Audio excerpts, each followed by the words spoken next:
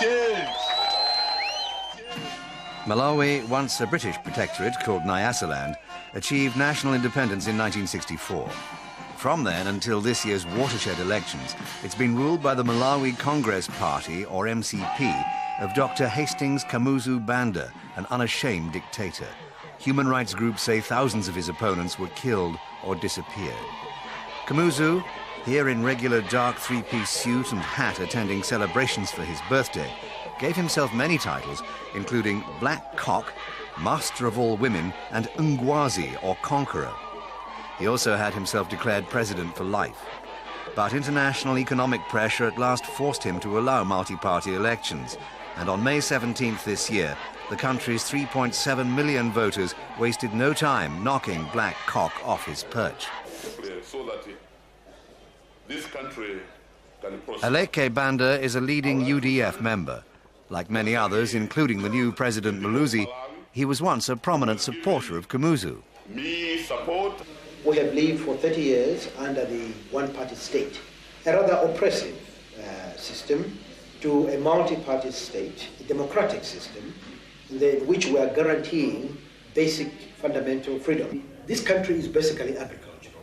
Now we must pay a lot of attention to agriculture, provide incentives to people to grow crops, improve pricing, make fertilizer accessible, make the people acquire fertilizer at reasonable prices. And of course, we must attract into the country investment so that they can create jobs for as many people as possible. But the promises of politicians did not convince everyone that the elections would be free and fair. In some places, bribery was alleged. But United Nations monitors seemed not too dissatisfied. In the event, Kamuzu Banda and his MCP lost virtually all support outside his tribal heartland, central Malawi. MCP! MCP! MCP! MCP! We want Kamuzu! We want Kamuzu! At his 1994 birthday celebrations, numbers were much lower than in previous years when his paramilitary young pioneers were allowed to terrorize non-party members into attendance. The army has now disbanded the pioneers, and many of the young thugs have fled the country. In Kamuzu's police state, it was a crime even to discuss his age. Officially, he's said to be 90 or less, but many now say he's 95 or even older. Last year, he underwent brain surgery in South Africa. He's said to depend on steroids and anticoagulants. Later on Banda's birthday, 40,000 opposition UDF supporters flocked to hear Muluzi make his final speech before the elections. The man destiny chose to oust the despot was in confident mood. You can delay change, but you cannot stop it. And he knew how to woo the crowd. Politics is not about last year. Politics is about today, about tomorrow. He promised clean water, better housing and free schools. But his support too is regional, mainly in the south. On the eve of polling, Kamuzu's MCP parliament met to approve an interim constitution that curtailed his sweeping absolute powers and legalized the historic vote that was to follow. One member urged caution. Yes, we must introduce measures to reform some of our social injustices, if there are any. Because some of our so-called social injustices are tribal customs that can't be just watched or brushed under the carpet. So we've got to be very, very careful. Also on the eve of the poll, the army took precautions against possible violence. One place that needed a special guard was where Banda held, tortured and executed many of his opponents, Zimba Central Prison.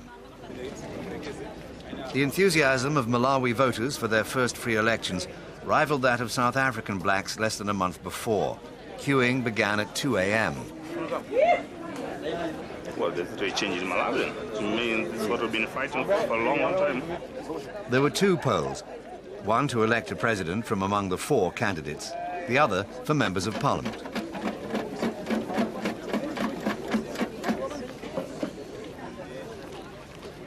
It's really exciting to see this change. what's happening here.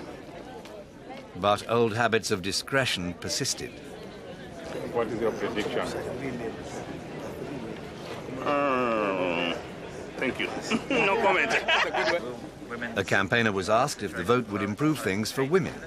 Well, definitely with the referendum question, a lot of women did get to feel the power of the vote and the power of their voice, especially if it is a unified voice. So women have been sensitized, and I believe they are going to take part in the running of the affairs of government. As votes were counted through the night, anti-Banda feeling grew bolder. Who is going to save the nation of Malawi? Not Kamuzu Banda. He's a traitor, a dictator, man. We are tired with him. We don't want him anymore. 2 days later, it was all settled. UDF leader Muluzi would replace the dictator Banda, and his party would have more seats in parliament than any other. Outside UDF headquarters, his supporters were irrepressible.